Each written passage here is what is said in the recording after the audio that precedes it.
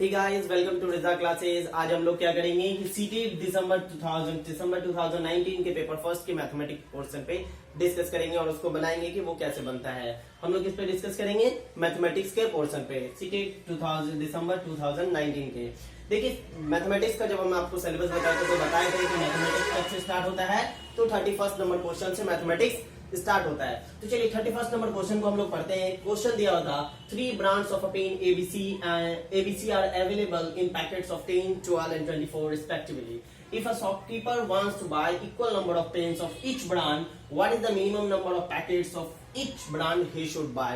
इसको हिंदी में आप समझने की कोशिश कीजिएगा तो 3 ब्रांड के पेन है ABC, जिसके A ब्रांड के पैकेट में 10 पेन आता है, B ब्रांड में 12 आता है, C में 24 आता है, यानी कि 24 आता है। एक दुकानदार को ऐसा ब्रांड में इतना पैकेट खरीदना है कि वो क्या हो कि हर ब्रांड का पेन इक्वल नंबर पे हो, मतलब जितना पेन 10 वाले हो, मतलब A पैकेट में हो, उतना ही पेन B भी हो जाए, B वाला ब्रांड भी और C वाला ब्रांड भी। तो देखिए इसमें यहाँ पर क्या लिखा हुआ है कि मिनिमम वर्ड पे ध्यान दीजिएगा। मिनिमम वर्ड निकालने के लिए हमेशा हमको किस तरह क्या फाइंड करना पड़ता है, एलसीएम। मिनिमम इसका मान ही होता है लोएस्ट कॉमन मल्टीपल, ठीक है। ऐसे ही कभी कभी मैक्सिमम कहता है तो वहां पर ज्यादा चांसेस है कि आपको एचसीएफ निकालना पड़ेगा।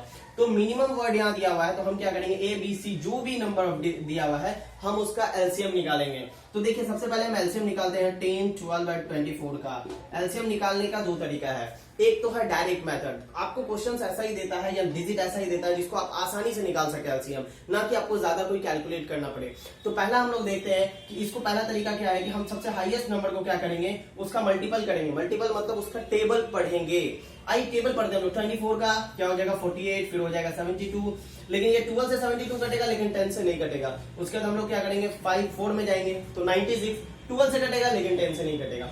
हम लोग 24 का 5 बार में जाएंगे तो हम लोग का क्या आ जाएगा 120 हम देखेंगे 24 के भी टेबल में है, 12 के भी टेबल में है और 10 के भी टेबल में है। दैट मीन्स की 120 is the LCM of 10, 12 and 24। अब देखिए मेन बात ये है कि इसका एलसीएम एक और तरीके से निकाल सकते हैं। इस तरीके से निकालते हैं हम लोग, ये एक अलग तरीका है। इस प्रोसेस से भी आप निकालिएगा, आंसर 120 ही आएगा। एलसीएम आप किसी भी तरीके से आप निकाल सकते हैं, यू कैन फाइंड।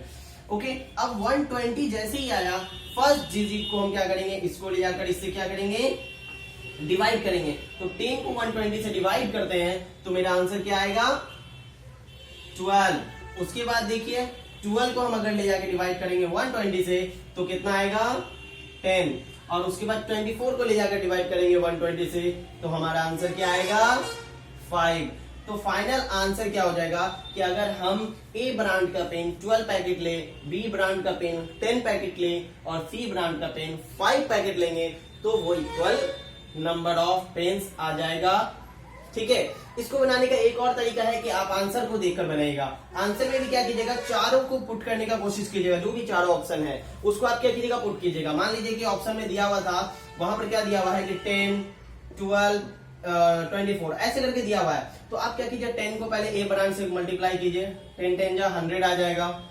मान लीजिए फिर 12 को 12 से कीजिए 144 आ जाएगा। तो क्या देखिए ये इक्वल आया, नहीं आया। हम इसको चेक करके देखते हैं। 12 को जब 10 से मल्टीप्लाई करेंगे 120 आएगा, फिर 10 को 12 से मल्टीप्लाई करेंगे 120 आएगा, और 5 को 24 से मल्टीप्लाई करेंगे 120 आएगा। मतलब हमारा जो ये वाला आंसर आया है वो बिल्कुल करेक्ट है। इसलिए फाइनल आंसर डी में ये ऑप्शन दिया हुआ होगा, इसलिए आंसर हमारा क्या हो जाएगा D, 12, 10 and 5।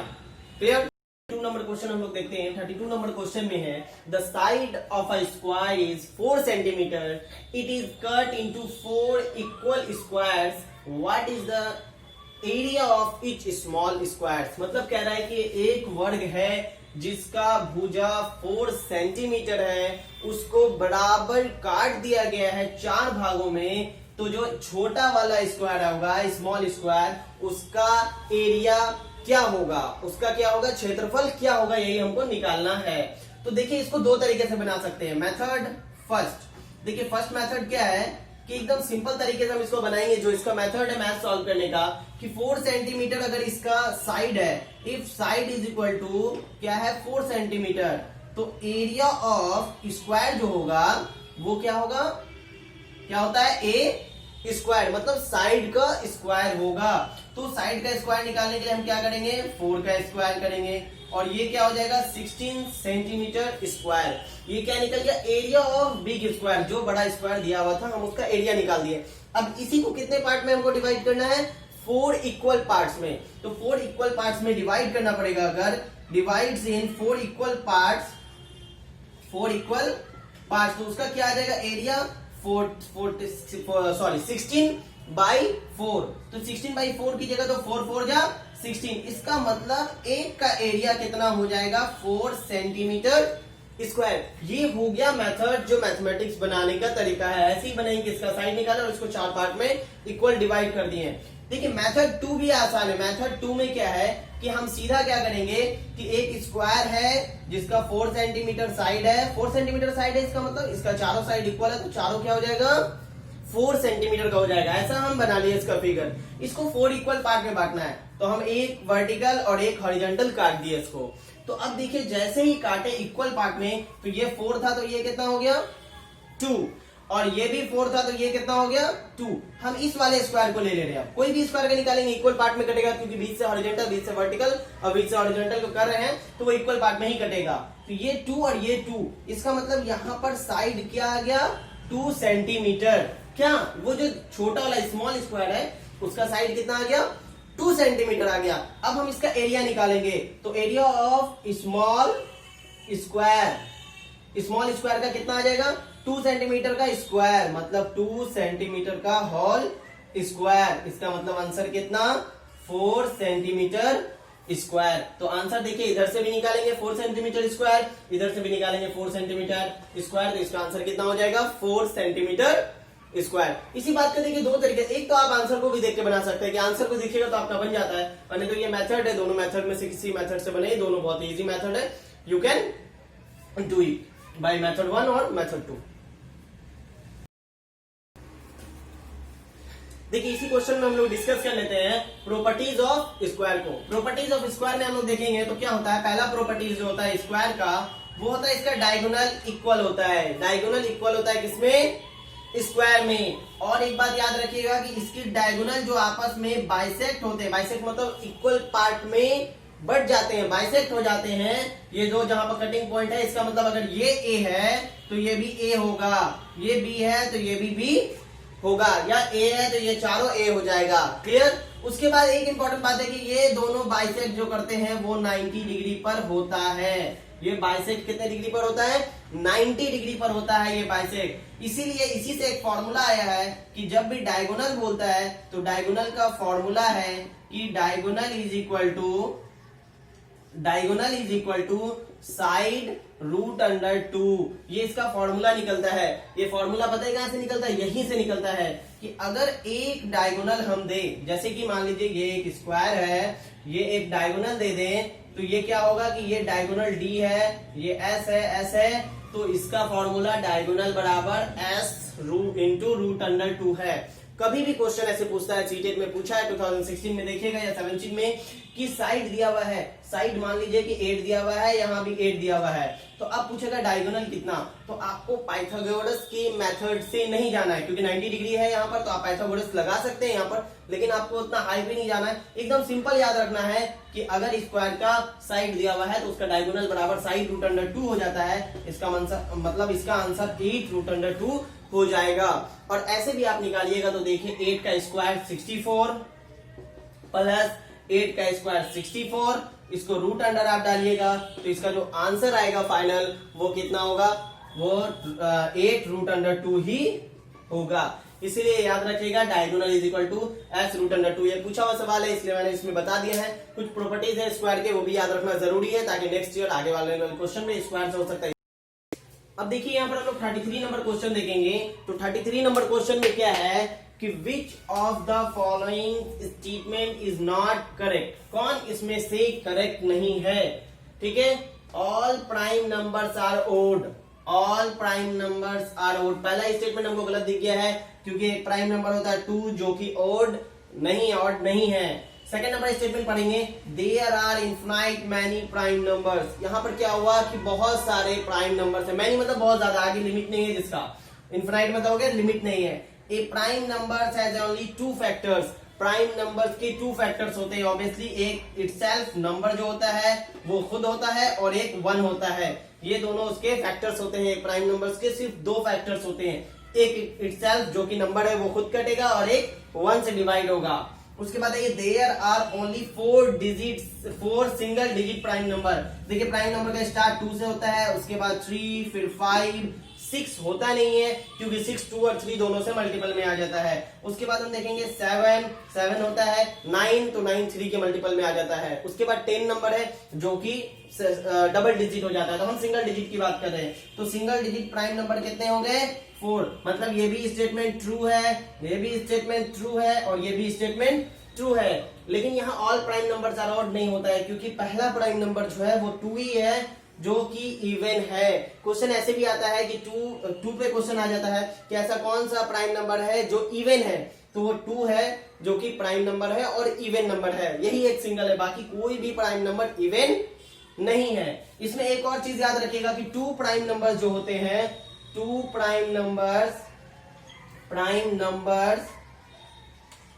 Are co-prime to each other, co-prime होते हैं। इसका मतलब उनका एचसीएफ 1 आएगा हमेशा। को प्राइम होते हैं एक दूसरे के लिए। जैसे कि अगर आप 5 और 7 ले लीजिए, 5 और 7 इसका एचसीएफ आप निकालिएगा तो हमेशा क्या आएगा? 1 ही आएगा, इसके अलावा नहीं आएगा कुछ भी एचसीएफ इसका। तो 2 प्राइम नंबर्स आर को प्राइम टू ईच अदर, एक दूसरे के लिए ये को प्राइम होते हैं। कौन? प्राइम नंबर एक दूसरे के लिए। कोई भी चेक करके देखिएगा उसका एचसीएफ क्या होगा? 1 आएगा। ये को प्राइम का रूल है कि को प्राइम कब होते हैं? जब एचसीएफ 1 आता है 2 डिजिट का। आइए हम लोग 34 नंबर क्वेश्चन पे डिस्कस करते हैं। 34 नंबर जो क्वेश्चन है, a number that is divisible by all the numbers from 1 to 6, बहुत इंक्लूसिव, मतलब दोनों को लेके देखना है कि बहुत इंक्लूसिव इज, ये क्या होगा कि ऐसा कौन सा डिजिट है 10, 100, 604 एंड 2520, इन चारों में से ऐसा कौन सा नंबर है जो कि 1 to 10 सारे डिजिट से कट जाए, फुल्ली डिवाइड हो जाए, मतलब रिमाइंडर 0 आए। तो हम देखेंगे सबसे पहला, देखिए इसका ऑप्शन क्या है? 10 है। 10 याद रखिए, तो सीधा देख रहा है कि 3 से नहीं मल्टीपल होगा, मतलब 1 2 3 4 5 6 7 8 9 एंड 10। अगर ये 10 डिजिट को लेंगे हम लोग तो 1 से तो कट रहा है, 2 से कट रहा है, लेकिन 3 से नहीं हो रहा है, तो 10 इज द कैंसिल, 10 आंसर नहीं हो सकता है। चलिए 100 को हम लोग देखते हैं। 100 1 से कट रहा है, 2 से, लेकिन 3 से नहीं कट रहा है, तो आंसर इज द कैंसिल। 604 पे आइएगा तो ये याद रखिए 5 से कटने का रूल है, लास्ट में 0 होना चाहिए या 5 होना चाहिए, उन दोनों में से कुछ भी नहीं है तो ये क्या होगा? नहीं कटेगा। इस तरीके से रूल कुछ याद रखिएगा। 6 से कटने का है कि जो डिजिट 2 और 3 से कटेगा वो 6 से भी कटिंग होता है। तो यहाँ पर देखेंगे हम लोग 6 और 4 10, ये 3 से नहीं कट रहा है तो 6 से भी नहीं कटेगा, तो ये भी कैंसिल। फाइनल आंसर तो क्लियर है कि आंसर यही होगा, लेकिन एक बार हम लोग चेक करके देख लेते हैं। 1 से तो कट ही रहा है, 2 है, लास्ट में 0 कट रहा है, 3 से हम लोग चेक कर लेते हैं। 3 से चेक करने का रूल है कि 3 डिजिट को ऐड करेंगे, मतलब 4 और जितना भी डिजिट है उसको ऐड करेंगे, तो 2 5 7 और 2 9 प्लस 0 9 नहीं होगा। अगर 9 ऐसा डिजिट आ रहा है जो 3 से मल्टीपल होगा तो ये पूरा डिजिट 3 से कट जाएगा, डिविजिबल होगा। तो 3 के मल्टीपल में 9 आ रहा है, इसका मतलब ये डिविजिबल है। 4 का देखेंगे, 4 का देखने के लिए है कि लास्ट 2 डिजिट आप देखिए, लास्ट 2 डिजिट अगर 4 से डिविजिबल है तो वो कट जाएगा। 4 से देखेंगे तो 4 5 20 कट गया। 5 से देखने का आपको रूल बता दिए हैं, लास्ट में 0 या 5 होना चाहिए, तो 0 भी है तो क्लियर है कि ये 5 से ही मल्टीपल है। 6 से कटने का रूल है कि जो 2 से भी है, 3 से भी है, वो 6 से भी है, तो 2 3 6 देखिए, 2 से 3 से तो हम देख ही चुके हैं, इसका मतलब ये 6 से भी हो गया। 7 से देखिए हम लोग कर लेते हैं मल्टीप्लाई, 7 3 जा 21, बच गया 4 2 7 6 जा 42, देखिए कट गया, इसका मतलब 7 से भी है। 8 का रूल बता देते हैं, लास्ट के 3 डिजिट को देखिए, अगर लास्ट का 3 डिजिट को लेने के बाद अगर वो नंबर 8 से डिविजिबल है, इसका मतलब वो कितना बड़ा भी नंबर हो वो 8 से डिविजिबल होगा। तो देख लीजिए 520 को लेंगे तो 8 6 जा 48, 4 बच गया 0, 8 5 जा 40, इसका मतलब क्या होगा कि ये कट गया 8 से भी। अब आ जाइए 9 से। 9 से कटने का रूल है कि डिजिट को इसमें भी ऐड करेंगी, अगर 9 के मल्टीपल में है तो वो 9 का वो नंबर 9 से कट जाएगा। तो 9 से करते हैं तो 5 2 7 और 2 9 0 9, 9 के मल्टीपल में आ गया, इसका मतलब 9 से कट रहा है। 10 देखेंगे तो 10 मतलब 0 0 कट रहा है, इसका मतलब ये 10 से भी कट रहा है। तो आंसर ऐसा होगा। इसमें तो बहुत आसान सा ऑप्शन दिया है, लेकिन ऑप्शन कुछ डिफिकल्ट भी आ सकता है कि बहुत से ऐसा डिजिट दिखेगा। तो आपको सबको डिवाइड करके नहीं देखना, आपको ट्रिक याद रखना है जो मैंने बताया। 1 और 2 का तो सिंपल है, लास्ट में इवन नंबर होना चाहिए वो। 3 का मैंने बताया डिजिट को ऐड करने का, ठीक है। 4 का बताया लास्ट 2 डिजिट। 4 का क्या है? Last 2 digit. 5 का क्या है? 0 और 5। 6 का क्या है? 2 और 3। 7 से करके देखिएगा, 7 का थोड़ा लॉन्ग नंबर है। 8 से है लास्ट 3 डिजिट। 9 से है, इसमें भी डिजिट को ऐड करना है, डिजिट को ऐड करना है। 10 से तो पता है लास्ट में 0 होना चाहिए। तो इस तरीके से आप सब डिजिट से चेक कर सकते हैं। इसी तरीके से चेक करने का तरीका है, तो आराम से आप किसी भी नंबर को चेक करते हैं। यहाँ पर ऑप्शन आसान था इसलिए बन गया था, लेकिन बहुत जगह ऐसा होता है ऑप्शन डिफिकल्ट रहता है, सब मिला जुला रहता है। तो सबसे करने का ऐसा ही तरीका है, इस ट्रिक से कीजिएगा तो आपको कैलकुलेशन करने की जरूरत नहीं। हम लोग 35 नंबर क्वेश्चन देखते हैं। 35 नंबर क्वेश्चन में है Ayesha has only ₹5 and ₹10 coins. उसके पास 5 रुपए और 10 रुपए के कॉइन्स है। If the total number of coins he has is 25, उसके पास मतलब दोनों कॉइन को अगर मिला देंगे तो नंबर ऑफ कॉइन्स उसके पास कितने हैं? 25। And the amount of money with her is 160 rupees. इसका मतलब उसके पास अमाउंट कितने हैं? 160 रुपीज टोटल, और कॉइन्स कितने हैं? 25 कॉइन्स है, जो कि 5 और 10 के शेप में है, 5 और 10 रुपीज के कॉइन के रूप में है। अब पूछ रहा है यहाँ पर कि the number of 5 and 10 rupees coins with her are. उसके पास 5 रुपीज के और 10 रुपीज के कॉइन कितने हैं? कॉइन्स कितने हैं? तो पहला नंबर ऑप्शन 18 और 7, 10 और 15, 15 एंड 10, 20 एंड 5 रिस्पेक्टिवली। मतलब पहला वाला 5 जो है वो ए हुआ और 10 जो है वो सेकंड वाला हुआ। इसको ध्यान रखना है कि पहला वाला 5 का है, दूसरा वाला 10 का है। हम लोग क्या करेंगे, इसको आंसर से बहुत इजी से बनता है। कॉइन वाला क्वेश्चन को आंसर से बनाइएगा। देखिए आंसर से कैसे बनेगा कि हम सबसे पहले तो जोड़ लेते हैं कि 25 कॉइन्स किसमें है। तो देखिए इन दोनों में भी है, सब में ऐसा दिख रहा है कि 25 कॉइन्स ही टोटल दे रहा है। तो हम दूसरा आएंगे कि अमाउंट पे आते हैं। चलिए पहला ऑप्शन 18 और 7, तो 18 को अगर हम 5 से मल्टीप्लाई किए, 18 5 जा 90, और 7 को 10 से प्लस 70, अमाउंट कितना हो गया? 160। ये देखिए अमाउंट 160 और टोटल कॉइन्स कितने हैं? 25। इसका मतलब आंसर तो यहाँ क्लियर हो गया। हम दूसरे को भी देख लेते हैं, क्योंकि कभी कभी क्या करता है कि यहाँ पर लिखता है कि कौन सा ऐसा पेयर्स है जो कि नहीं है, नॉट करेक्ट बोलता है कि 160 आएगा। तो ऐसा बहुत सा पेयर आ सकता है, तो हम लोग चेक कर लेते हैं इसको। वैसे यहाँ पर सीधा आंसर आ गया है 1। चलिए आइए 10 देखते हैं। तो 10 5 जा 50 और 15 10 जा 150, आंसर 200। तो ये भी अमाउंट क्या हो गया? गलत हो गया। अब आ जाइए 15 5 जा 75 और 10 10 जा 100, ये कितना हो गया? 175, ये भी गलत हो गया। आ जाइए 25 जा 100, 5 10 जा 50, इसका मतलब आंसर है 150, ये भी गलत हो गया। तो the correct answer is first. कोई जरूरी नहीं कि पहला ऑप्शन में ही आपको मिल जाए, तो चारों ऑप्शन में कभी कभी चेक करना पड़ता है। तो थोड़ा फास्ट चेक करेंगे। मल्टीप्लिकेशन कैलकुलेशन को थोड़ा फास्ट कीजिए, मतलब मल्टीप्लाई, ऐड, सब्ट्रैक्ट, डिवाइड, ये थोड़ा माइंड में आपको फास्ट करना पड़ेगा, तभी मैथ्स आपका जल्दी बनेगा। क्योंकि टाइम कोई बॉन्डिंग होती है, इसलिए इन सबको आपको अपने मन में कैलकुलेट करने का, कैलकुलेशन को थोड़ा फास्ट करने का कोशिश करना है। आइए हम लोग 36 नंबर क्वेश्चन देखते हैं। 36 नंबर क्वेश्चन में है evaluate 17.5 into 3 minus 21 divide by 7 minus 3 into 12.5। ये याद रखिए, इसको बनाने के लिए हमेशा फॉलो कीजिएगा बोर्ड मास को। कभी भी ऐसा आए कि add, subtract, multiplication, divide, bracket सब एक साथ हो, तो आप किसको फॉलो कीजिएगा? बोर्ड मास को।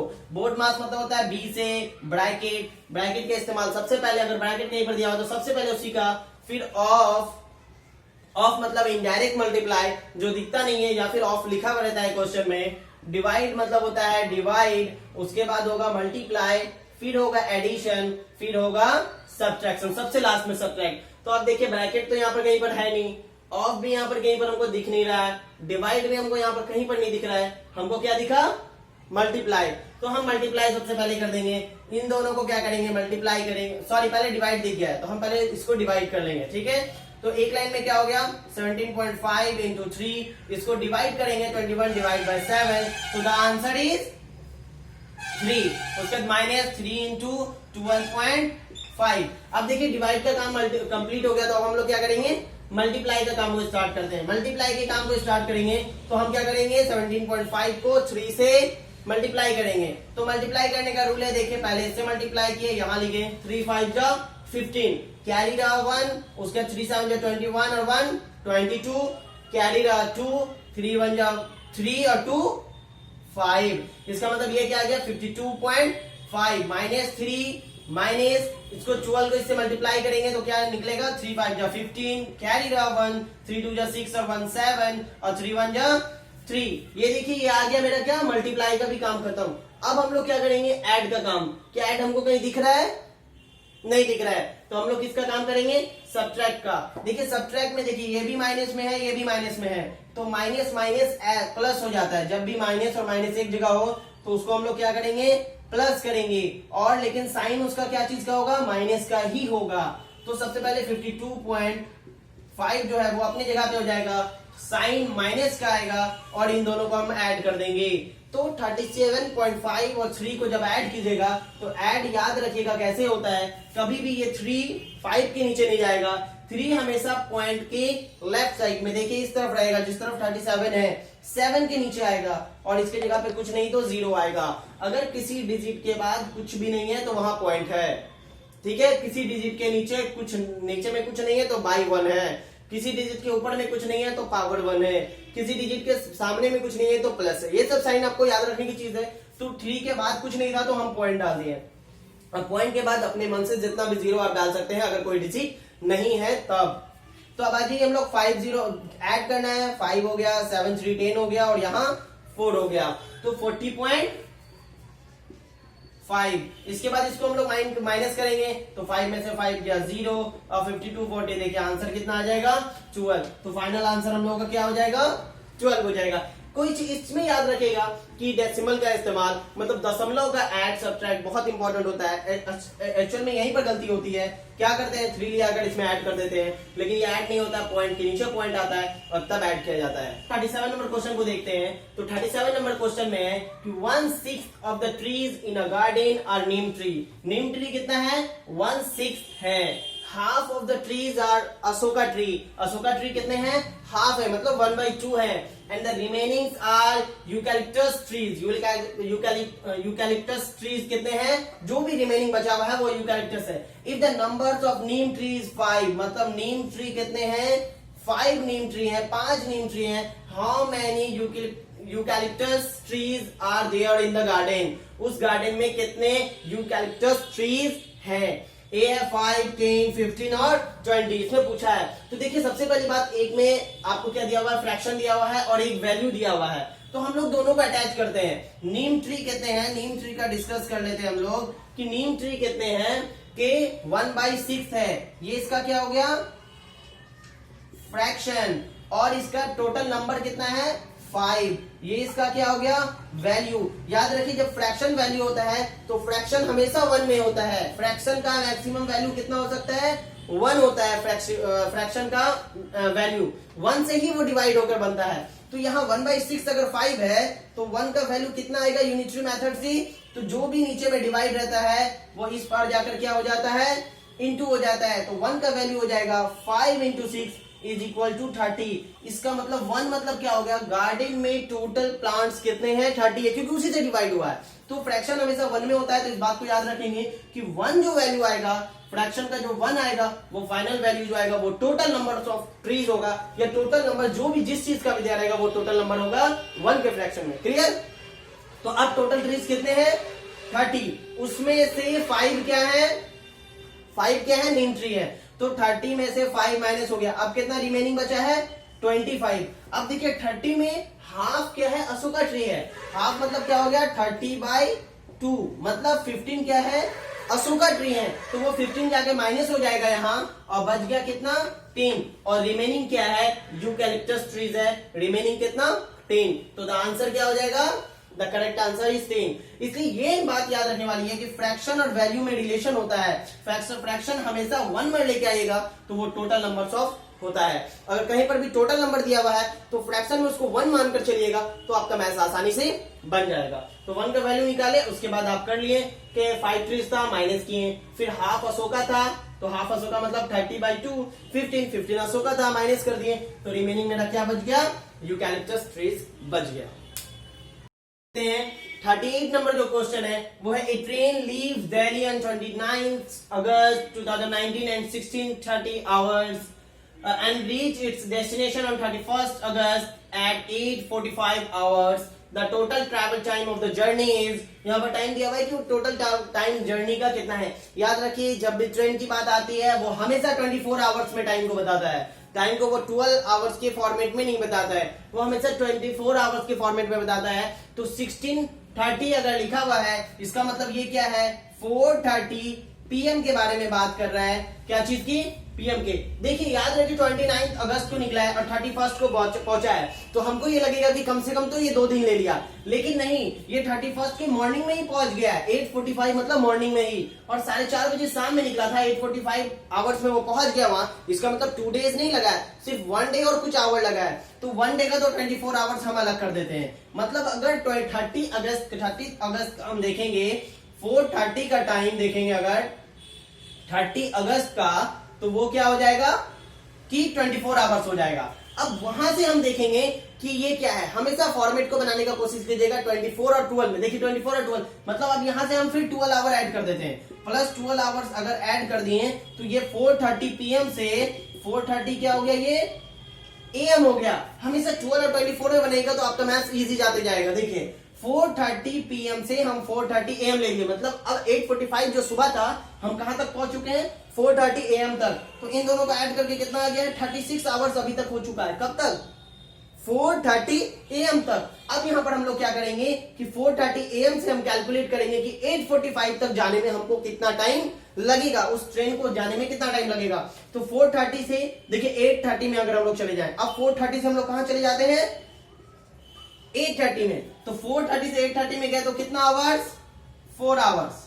ठीक है, कितने आवर्स, 4 आवर्स। मतलब अब हम लोग कहां पहुंच चुके हैं, 8:30 में। उसके बाद हम लोग देखेंगे कि 8:30 से हम लोग 8:45 में जाना है, तो कितने मिनट्स, 15 मिनट्स। देखिए आवर्स को ऐड कर ले, 24 और 12 36 और 4 40 आवर्स हो गया, और कितना मिनट्स, 50 मिनट्स। याद रखिए कैलकुलेट हमेशा टाइम को ऐसे कीजिएगा, डेज और आवर को कि 12 और 24 के बेस पे रखिएगा, तो आगे आपका आसानी रहेगा। इन दोनों को जोड़ के रखिए, बाकी 4 स्टेप्स एक साथ जोड़ने की कोशिश नहीं कीजिएगा कि एक ही साथ माइंड में कैलकुलेट, नहीं। 24 आवर्स को अलग कर दिए, 12 आवर्स को अलग कर दिए, अब निकालेंगे कि कितना मेरा बच रहा है। अगर 2 डेज रहता तो 48 आवर्स को अलग कर देते, उसके बाद कैलकुलेट करते डेज को। क्लियर, तो हम लोग देखेंगे 40 hours 15 minutes, that is the correct answer.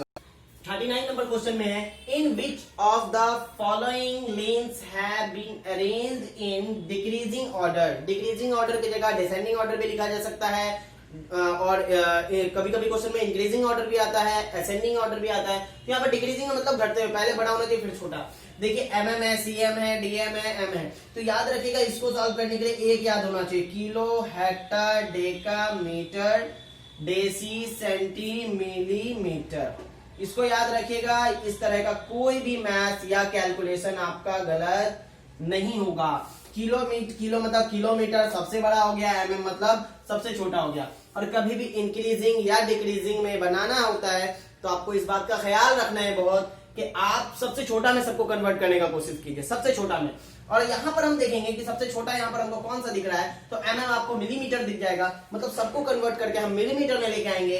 और सबसे बड़ा यहाँ पर क्या है, मीटर है, तो मीटर तक का ही काम है, बाकी इस तीनों का हमको कोई काम है नहीं, तो हम फिर भी लिख दिए ताकि याद रखिएगा kilo, hecto, deca, metre, deci, centi, millimetre होता है।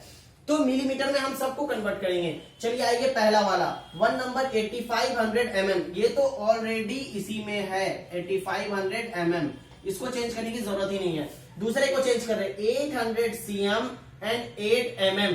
800 cm, देखिए cm इसे जाना क्या है, mm, गैपिंग कितने का, 1 का, इसका मतलब 10 से मल्टीप्लाई होगा। अगर गैपिंग 2 का रहेगा मतलब 1 2 नंबर पे है तो 100 से मल्टीप्लाई होगा। अगर गैपिंग 3 का होगा मतलब 1 2 3 तो इसका मतलब 1000 से मल्टीप्लाई होगा।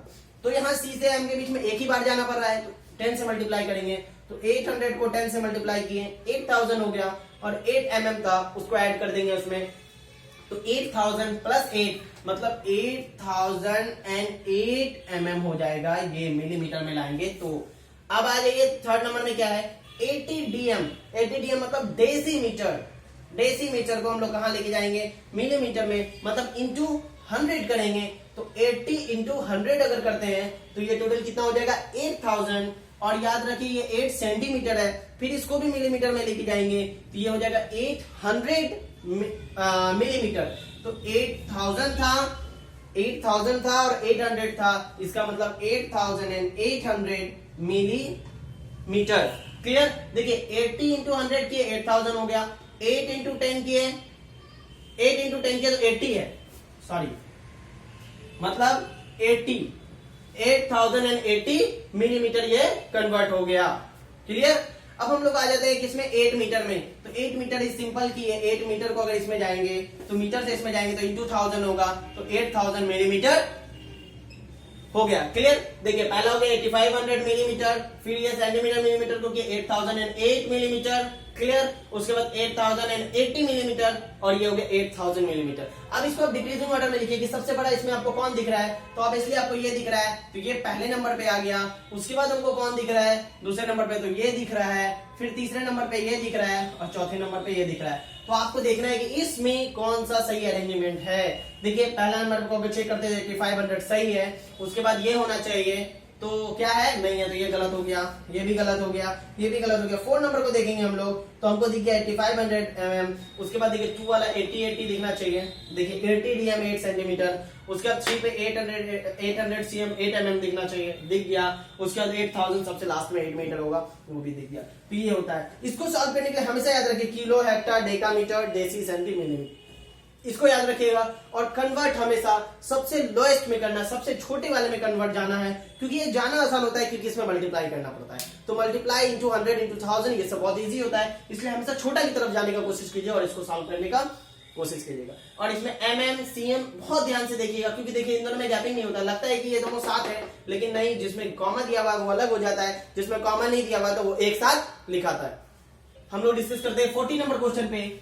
40 नंबर क्वेश्चन जो है, a 180 centimeter long wire is formed into a rectangle. If the width of the rectangle is 30 centimeter, what is its length? याद रखिए एक वायर है, मान लीजिए इसका लेंथ कितना है 180 सेंटीमीटर है। इसी को मरोड़ कर जोड़ कर मतलब ऐसा मोड़ कर बनाया गया है कि वो क्या बन गया, एक रेक्टेंगल के शेप में आ गया है। ठीक है, किसके शेप में ये वायर आ गया है, एक रेक्टेंगल के शेप में। तो इस रेक्टेंगल का याद रखिए कि ये वायर से ही बना है ये चारों बगल, तो ये क्या हो जाएगा 180 सेंटीमीटर इस रेक्टेंगल का पेरीमीटर हो जाता है। याद रखिए अगर इस वायर को तो मोड़ कर अगर स्क्वायर बनाया जाए तो वो उसका पेरीमीटर ऑफ स्क्वायर हो जाएगा। अगर इसी वायर को मोड़कर सर्कल बनाया दिया जाए तो वो सर्कमफ्रेंस ऑफ सर्कल हो जाएगा। तो इसी तरीके से इस वायर से बनाया गया है, तो इसका पेरीमीटर ऑफ रेक्टेंगल का क्या है 180 सेंटीमीटर दिया हुआ है। तो पेरीमीटर ऑफ रेक्टेंगल का फॉर्मूला क्या होता है, तो 2 इंटू एल प्लस बी, यही होता है 180 सेंटीमीटर। अब देखिए 2 यहाँ पर लेंथ चाहिए, ब्रेथ चाहिए, तो एक चीज हमको दिया हुआ है यहाँ पर बी बराबर कितना दिया हुआ है 30 सेंटीमीटर। हम बी को यहाँ पुट करेंगे और एल का वैल्यू निकाल लेंगे, मतलब लेंथ का वैल्यू निकाल लेंगे। तो 2 इंटू एल प्लस ब्रेथ कितना दिया हुआ है 30 is equal to 180 centimetre. Calculate करेंगे तो यहाँ देखिए 2 जाके पहले इससे मल्टीप्लाई, फिर 2 इससे मल्टीप्लाई, तो यहाँ 2l plus 60 is equal to 180 centimetre. उसके बाद इसको लेकर यहाँ आएंगे तो ये 60 प्लस में है, उधर जाकर माइनस में हो जाएगा, तो 2l is equal to 180 minus 60। 2l is equal to 180 में से 60 को अगर सब्ट्रैक्ट करेंगे तो यहाँ आ जाएगा 120 और l बराबर आ जाएगा 120/2, कट के हो जाएगा कैलकुलेट 60, तो l इज इक्वल टू कितना सेंटीमीटर 60 सेंटीमीटर। क्लियर। इसमें याद रखने वाली मेन बात ये थी कि अगर किसी वायर को मोड़कर कोई रेक्टेंगल, स्क्वायर या सर्कल, कुछ ट्राइंगल, कुछ भी बनाया गया है वो उसका पेरीमीटर हो जाता है, तो सर्कल का सर्कमफ्रेंस हो जाता है। तो द आंसर इज 60। अगर आपको चेक करना है तो देखिए 60 प्लस 30 90 हो जाएगा, इंटू 2 क्या कीजिएगा तो 180 हो जाएगा, इसका मतलब ये पेरीमीटर आ जाएगा। तो द आंसर इज करेक्ट। आप चेक भी कर सकते हैं इसको अपने से। 57 नंबर क्वेश्चन अब हम लोग देखते हैं। 57 नंबर क्वेश्चन में I am a 2 digit number, मतलब ये 4 जो ऑप्शन दिया हुआ है वो 4 ऑप्शन इन तीनों कंडीशन को 1 2 3 इन तीनों कंडीशन को कौन सा नंबर है जो फॉलो कर रहा है। तो चलिए हम लोग पहला करते हैं कि I am a 2 digit number. देखिए तो 2 डिजिट नंबर कौन कौन सा है, ये भी है, ये भी है, ये भी है, ये भी है। चलिए सेकंड वाला हम लोग करते हैं। The digit in a 10 place and the digit in a unit place are consecutive prime numbers. Prime numbers होने चाहिए दोनों, तो 5 7 है, 2 3 है, 3 5 है, 1 3 है। कंसेक्यूटिव मतलब लगातार प्राइम नंबर्स होने चाहिए। देखिए 5 और 7 कंसेक्यूटिव है, 5 के बाद जस्ट 7 आता है, 2 और 3 कंसेक्यूटिव है, 3 और 5 ये भी कंसेक्यूटिव है, लेकिन ये प्राइम नंबर नहीं है, तो एक कैंसिल हो चुका है। अब ये तीनों में देखते हैं। The sum of digit is multiple of 3 and 4, मतलब क्या होगा कि वो 3 और 4 के मल्टीपल में अगर डिजिट को ऐड कर दे, 7 और 5 को ऐड करते तो वो क्या आ गया 12। तो ये देखिए 3 में भी आ रहा है, ये देखिए 4 में भी आ रहा है, तो एक तो ऑप्शन ये सही होने का चांस है। उसके बाद 2 3 है, तो 2 3 क्या हो गया कि 5 हो गया, तो 5 क्या है कि 3 और 5 से नहीं करता है, तो ये क्वेश्चन गलत, और ये तो प्राइम नंबर है ही नहीं। और 1 3 क्या हो जाएगा, कंसेक्यूटिव प्राइम नंबर नहीं है। तो इसका मतलब द राइट आंसर इज 57। 57 ही ऐसा नंबर जो तीनों कंडीशन को फॉलो कर रहा है कि 2 डिजिट नंबर भी है और 10 प्लेस और यूनिट प्लेस में कंसेक्यूटिव प्राइम नंबर है, और the sum of digit is multiple of 3 and 4 है कि दोनों को ऐड करेंगे तो वो 3 और 4 दोनों के मल्टीपल में आएगा, मतलब 12 आया तो वो 3 के भी मल्टीप्लाई में आ रहा, 3 4 जा 12, और 4 आया 4 3 जा 12, दोनों में आ रहा है। तो the correct answer is 57। 59 number question में अब हम लोग देखते हैं। Which of the following is at third place when the numbers are arranged in ascending order? Ascending order में जब इसको अरेंज किया जाएगा इस नंबर को, तो थर्ड प्लेस में कौन आ रहा है। देखिए याद रखिएगा, ascending order, descending order, decreasing order, increasing order, ये पहले भी अभी डिस्कस किया हम लोग। तो असेंडिंग ऑर्डर मतलब होता है स्मॉल सबसे पहले और लार्ज सबसे लास्ट में, और इसी का डिसेंडिंग ऑर्डर लिखेंगे मतलब घटते हुए क्रम में, जिसको अवरोही क्रम हिंदी में बोलते हैं, और असेंडिंग को आरोही क्रम बोलते हैं। तो अगर घटते हुए क्रम में लिखेंगे तो इधर लार्ज हो जाएगा और इधर स्मॉल हो जाएगा। तो हमको अभी जो रखना है वो है स्मॉल इधर रखना है, लार्ज इधर। देखिए सबसे बड़ी बात क्या है कि लार्ज वो होता है जिसका सबसे लेफ्ट में सबसे बड़ा हो, और स्मॉल सबसे बड़ा होता है जब मतलब राइट में कम हो। तो देखिए हम लोग सबसे पहले स्मॉल ढूंढने की कोशिश करते हैं। तो यहाँ देखिए ट्रिपल है, ठीक है, देखिए यहाँ भी 7 है, 7 है, 7 है, 7 है, यहाँ देखिए 0 है, इसका मतलब सबसे छोटा ये हो गया, क्योंकि सबसे बड़ा तो ये देखिए 10 प्लेस में क्या है, यूनिट प्लेस में क्या है कि 7 7 7 सब में है, लेकिन इसमें ये है, तो ये सबसे छोटा हो गया 0.77।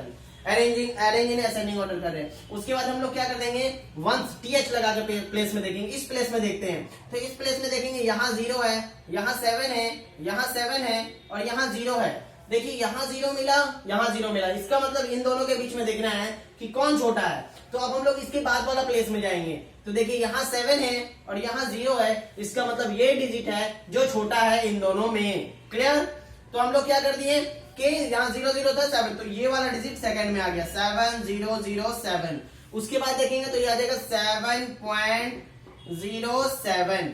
उसके बाद देख लेते हैं हम लोग क्या है कि अब देखिए यहाँ भी 7 था, यहाँ भी 7 था, यहाँ 0 था, यहाँ भी 0 था। अब देखिए इसके पास कुछ नहीं है तो यहाँ क्या है 0 है, अपने से समझ लीजिए, कुछ नहीं है तो क्या है 0 है, और यहाँ 7 है, तो इसका मतलब ये क्या हो गया, बड़ा हो गया सबसे ज्यादा, तो ये छोटा है, तो 7.70 ये आ जाएगा फोर्थ प्लेस पे। और सबसे बड़ा कौन हो गया 7.707। 7.707।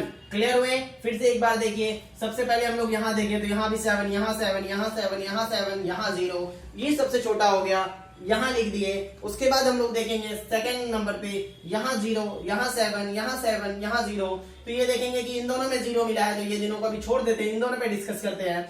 तो इसके आगे जाएंगे तो यहाँ भी 7, यहाँ 0, तो यहाँ 7, यहाँ 0, इसका मतलब ये वाला क्या हो गया, छोटा हो गया, तो ये वाले को हम सेकंड में लिख दीजिए और इसको थर्ड में लिख दिए। अब आ जाएंगे हम लोग इन दोनों में कंपैरिजन करना है। इन दोनों में जब कंपैरिजन करेंगे तो हम देखेंगे क्या कि यहाँ 7, यहाँ भी 7, यहाँ 0, यहाँ भी 0, लेकिन यहाँ 0 और यहाँ 7, तो ये बड़ा हो गया, ये सबसे लास्ट में चले जाएगा और ये वाला फोर्थ प्लेस में चल जाएगा। अब हमको क्वेश्चन में बोला था कि थर्ड प्लेस वाला ढूंढना है, तो first, second and third, this one is the third, 7.07 is the answer. Clear, 7.07 is the answer. अब आइए 60 नंबर क्वेश्चन को हम लोग देखते हैं। 60 नंबर का क्वेश्चन है, in a 5 digit number the digit at 10 place is 8, digit at unit place is 1/4 of the digit at 10 place, the digit at the 1000 place is 0। तो अब देखिए हम लोग ऑप्शन को देखते जाते हैं, ऑप्शन को देखते जाएंगे। The 5 digit number at the 10 place is 8। देखिए 10 प्लेस में 8 होना चाहिए, 0, 1, 10, 100, 1000, 10,000, इकाई, दाई, सैकड़ा, हजार, 10,000, लाख। ठीक है, तो 10,000 तक, 10,000 तक ही है। तो हम लोग क्या करेंगे कि पहला देखेंगे, ढाई के अंक में 10th प्लेस में 8 है, तो ढाई के अंक में 8 यहाँ है और यहाँ है, इसका मतलब ये दोनों तो पहले ही कट गया। अब बच गया ये दोनों में, हम लोग आगे देखेंगे। Digit at the unit place is 1/4 of the digit at 10 place. 1/4 होना चाहिए डिजिट, 1/4 मतलब 8 को बाई 4 करेंगे तो कितना आ जाएगा, 2। देखिए यहाँ भी 2 है, यहाँ भी 2 है, इसका मतलब यहाँ तक अभी तक दोनों ऑप्शन चल रहा है। उसके बाद हम लोग आ जाएंगे कि the digit at 1000 place is 0। 1000 place मतलब 1000, सैकड़ा, 1000 में जब बात आएगा तो वो 0 आना चाहिए। तो 1, 10, 100, 1000, 1000 में यहाँ 4 है, 1, 10, 100, 1000, 1000 में यहाँ क्या है, 0 है। इसका मतलब करेक्ट आंसर कौन सा हो गया, ये हो गया। जो तीसरा कंडीशन इन दोनों में सिर्फ यही फॉलो कर पा रहा है, तो हम लोग क्या करेंगे, आंसर को यही सही करेंगे। आप आगे चाहिए तो और मिलाइए। Digit at 100 place is twice that of unit place. 100 place का डिजिट क्या होना चाहिए, ट्वाइस होना चाहिए। देखिए 2 और 0 है, नहीं है ना, ट्वाइस, 2 into 0, 0 के मल्टीपल में। जबकि 2 और 4 को देखेंगे तो 2 into 2 इज इक्वल टू 4। इसका मतलब ये क्या है, ट्वाइस है, दुगुना है। किसके, इकाई और सैकड़ा के बीच में रिलेशन। उसके बाद आगे पढ़िए, the digit at 10,000 place is thrice. 10,000 place क्या हो जाएगा, थ्राइस होना चाहिए। देखिए तो 2 into 6 क्या हो जाएगा, 2 into 3 इक्वल टू क्या है, 6। देखिए थ्राइस हुआ, मतलब ट्रिपल है। कि अगर इकाई को 10,000 मिलेंगे, दोनों के डिजिट को देखेंगे तो वो 3 गुना होना चाहिए, तो 3 गुना है। इसका मतलब सारे कंडीशन को सिर्फ यही डिजिट, यही नंबर है जो फॉलो कर रहा है। Then the correct answer is D, या 46048। गाइस यहाँ पर हम लोग 60 नंबर क्वेश्चन पर पहुंच गए हैं। इसके बीच में कुछ क्वेश्चन गैप था, जैसे कि हम लोग 45 के बाद सीधा 40 के बाद सीधा आ गए थे 55, 56 में। वो इसलिए था क्योंकि इसके बीच में पेडागोजी और मैथमेटिक्स की बात की गई थी। तो पेडागोजी हम लोग किसी एक क्लास में पेडागोजी पे ही सिर्फ डिस्कस कर लेंगे। अभी हम लोग कैलकुलेशन पे डिस्कस किए थे, इसलिए कैलकुलेशन को बताएं, कैलकुलेशन के बारे में बता रहे थे। तो अब नेक्स्ट क्लास में हम लोग क्या करेंगे कि पेडागोजी पे डिस्कस कर लेंगे। ओके, अगर आपको इसमें कुछ भी कमी लगा, कुछ भी लग रहा है कि कुछ और क्वेश्चंस बनाने चाहिए या कोई और मेथड्स है जिससे बताया जा सकता है, तो प्लीज आप नीचे में कमेंट करें और हमें बताएं कि और कौन सा मेथड हो सकता है। Thanks for watching and please like, share and subscribe my channel. Thank you so much.